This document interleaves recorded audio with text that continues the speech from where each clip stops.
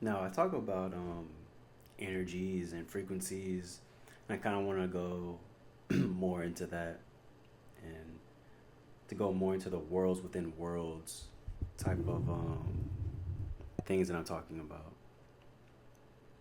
So,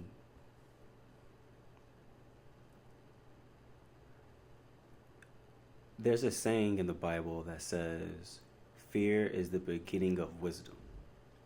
And I never understood that because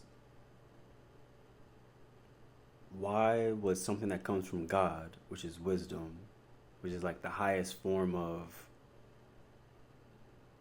the highest like mental capacity is wisdom, which comes with like discernment, understanding, compassion, right doing and situational awareness, all those things, right? But why would fear be the beginning of wisdom? That doesn't make sense. And then I started really going into it and went through the different phases of, oh, the God in the Bible's the devil, until it got to the devil, the God in the Bible's a devil, but you need the devil in order to be good, and the Old Testament God is the devil, and the New Testament God is the actual God, and then it just kept going back and forth till I got to realization that it's not really talking about God. It's really talking about yourself. It's talking about your old nature and your new nature. It's talking about what you once were and what you will become. It's talking about what you once thought and what you will think. And ultimately it's saying you were once one thing, but eventually you'll become another, which is ultimately is what it's saying. So so when I think of fear, I think of like dang, like scared, like petrified, like can't move, can't do anything, like just scared. And then when I have experiences of like sleep paralysis and nightmares where I'm paralyzed with fear, I notice something in those moments. It's this type of energy. It's this heavy energy, this energetic pattern. It's this feeling, and that feeling is the vibrations I'm talking about. A lot of people say vibrations are like, actually I don't know what a lot of people say about vibrations, to be honest with you, because not a lot of people that I hear talk about vibrations in like a in-depth way. They kind of just glance over like good vibrations, bad vibrations. But like I kind of like to break open the nuance of things, even if it's not as clear as I want it to be, just because it could shed a little bit more light. And that fear is an emotion. That emotion is a type of energy field or energy source or electromagnetic field or a vibration. And that vibration, it comes from like a point in your body. And like usually when you're happy, you feel a burst of energy go through and go through you, and it goes up. It is an upwards motion. But then when you get sad or depressed, that feeling inside you goes down. Or when you're surprised in a good way, it goes down then up quickly. Or when you're surprised and scared, it goes up then down really quickly. And like if you pay attention to how you feel and where your feelings are coming from, especially the intense ones, you'll realize it comes from like your midsection, almost like your heart area, your heart, sacral, solar plexus area. It's coming from that area. And sometimes it shoots up to your crown, and sometimes it shoots down past your root chakra. So when we go back to fear is the beginning of wisdom, it's like, well, fear is a heavy emotion. You know what I mean? Like, it's scary, but you feel it for certain. You know when you're scared. Like sometimes you could be happy, but not really feel happy until you're sad. But when you're scared, you know you're scared. When you're in fear of something, you know you're in fear. It's a certain type of feeling. And that feeling leads to you thinking certain types of ways. It leads you to your body to react a certain type of way.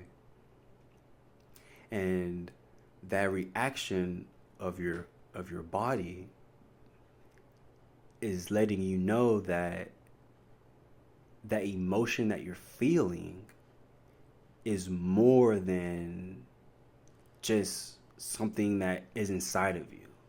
It's feels like it could be outside of you too. It's a all-encompassing feeling. And the reason why I think that the writers of the Bible chose fear is because it's unmistakable. Like, you know exactly what it is. And it's strong enough to elicit a reaction within your mind to incorporate your whole body, your whole being. Because when you're scared of something, not only do you like you're hyper aware of things, but you can feel things differently. And I think that getting your mind into that space using fear as a reference point can help guide you into the other emotive states or the other emotional states or the other vibrational states, because fear is a very low vibration, but fear is recognizable in all situations that it comes up in. So therefore you have a reference point of what it feels like to be in fear, and everyone has a memory that they can remember where they were fearful.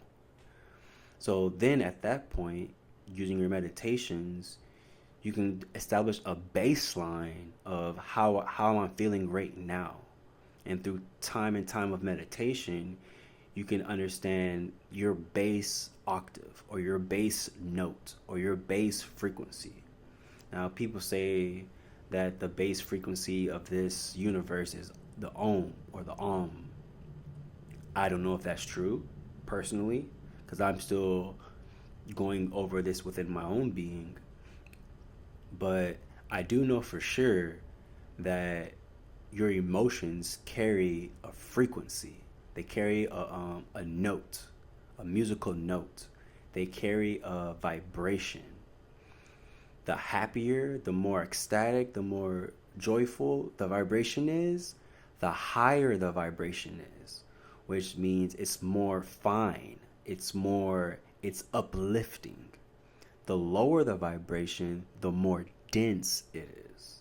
So, in the root chakra is the most dense feeling, is the most dense understanding, is the most dense desires and carnal nature. Rather, the opposite is the crown chakra, which is the lightest, is the finest material, it's the finest thoughts, it's the finest contemplation. But in my other videos, and I go more and more over it, your physical body, emotional body, and mental body transfer to your emotional body, mental body, solar body, which transfers into your mental body, solar body, and spiritual body. And all of those 9 bodies equal being, equals the human being on our evolutionary stage. So the base thoughts in the root chakra is the same as saying the lowest thoughts in your mental space in the first body, which I have a, you can follow me along on the screen. I'll have this up so you can see what I'm talking about. So most of us are living in the first world. Me, myself, I live in the first world just like everyone else. But I have glimpses into the second world. And very, very rare occasions, and I think the beings show me this just to let me know it exists, I see the third world. And the third world is beyond my consciousness. It's super consciousness. It's all consciousness. It's one consciousness, but separated in many. But we don't need to go that far because that's not what we're talking about. So in the physical, in the first world, in the physical, you have the 9 bodies within the physical. Those 9 bodies are in the physical. Like, your physical being itself has its own body. Whether that body be your skin, whether it be your organs, whether it be your blood, whether it be your respiratory system, it doesn't matter. Like, All those pieces are individual bodies with its own universe. Your heart is its own universe with its own beings. Now, the beings may not be like you or I in the capacity of that we're in this human state, but they are in their own human state of understanding and consciousness.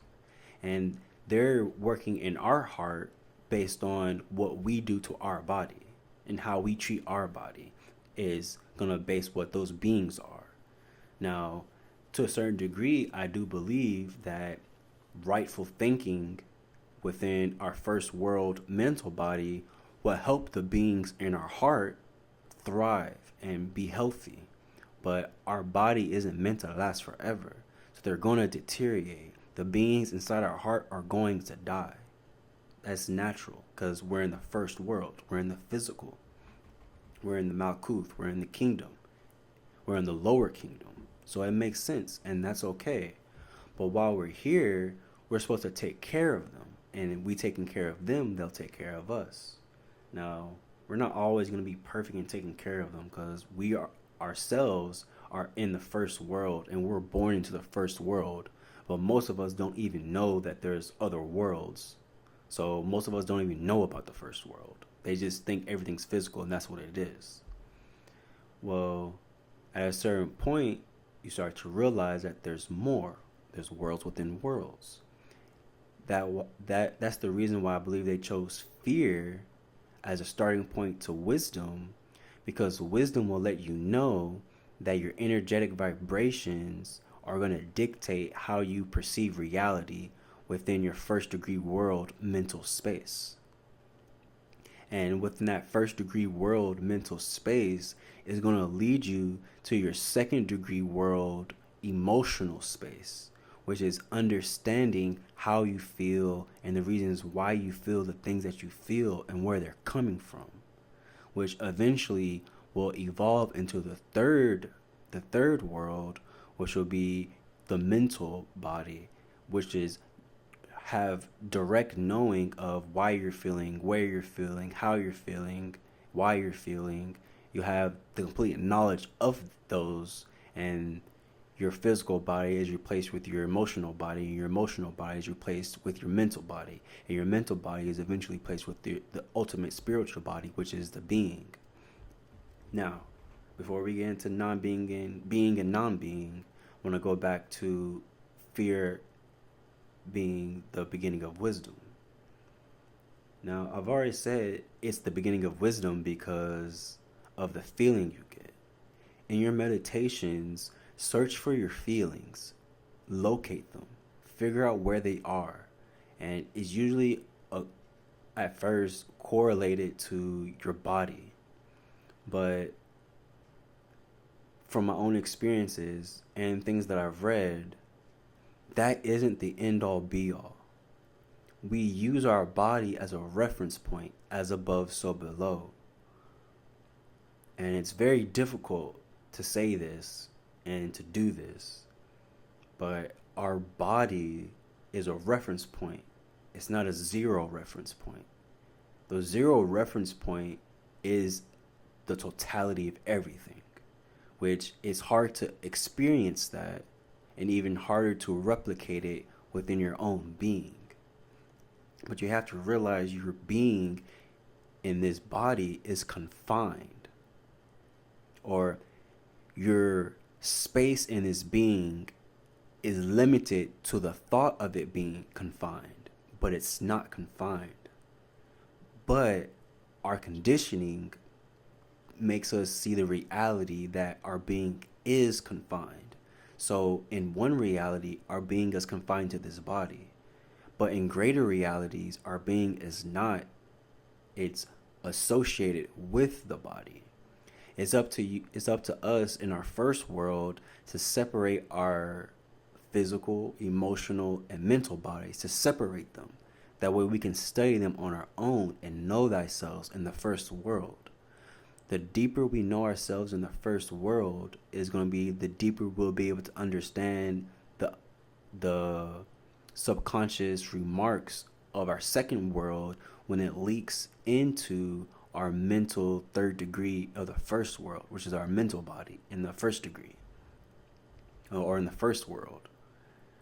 So when we have dreams and stuff, it's playing out what we already know in the first world, but it's giving us a little bit more. That way we could grow in our understanding. And we can push the bounds of our mental degrees into higher and higher, more finer vibrations. Now, these vibrations are coming from someplace. Like I said before, in your meditations, find where your emotions are coming from. Find where your thoughts are coming from and try to pinpoint it and put a location to it on your body. But like I said, don't get in the trap of thinking that's where it is, because it's not. That is just your reference point, but it's not your zero reference point. Because remember, you're part of the totality. You're just confined. You're mentally confined. So in order to break the mental confinement, you have to have a point to where you can go to say, this is the edge. Once you find the edge, then you try to find your way past it.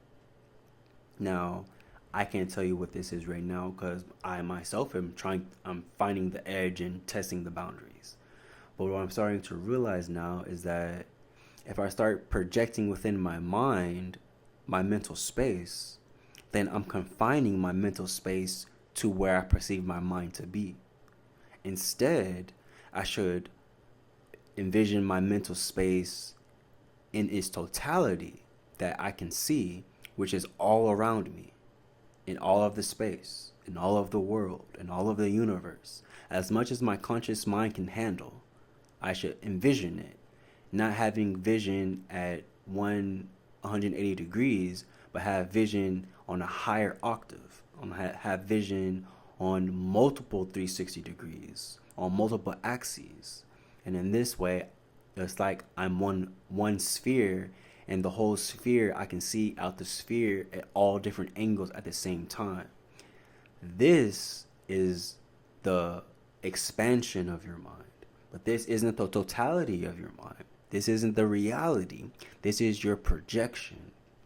But in your projection is how you're able to be born into the other world. So you have to project your knowledge and demonstrate it to be born into the other world of your own accord. So I'm kind of wrap it up. Fear is a good starting point. Once you're able to label your fear and you're able to go into your dreams and you're able to start lucid dreaming, and you've done this consistently, and it may not happen all the time, but it's pretty consistent. Before you go to sleep, try to go into the darkest parts of yourself.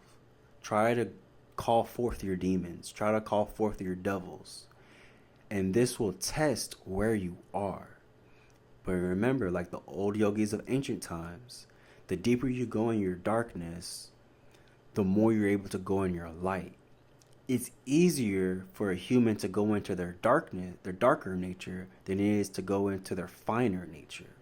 So how we can beat that is going into our darker nature and experiencing it to the point to where we no longer fear it. Then, since we no longer fear it, we can start to understand the darker nature. And once you're able to understand the darker nature on its own will transmute itself, because the energy that we're feeding it, the fear, is no longer there. So we start shedding light on our demons. When we start shedding light on our demons, they start to become enlightened, and the demons start to become angels. Demons meaning ignorant, angels meaning knowing. They're going to be knowing based off what we know and how we shed our light. So that's just a little point to the vibrations, and I'll definitely go more into it on other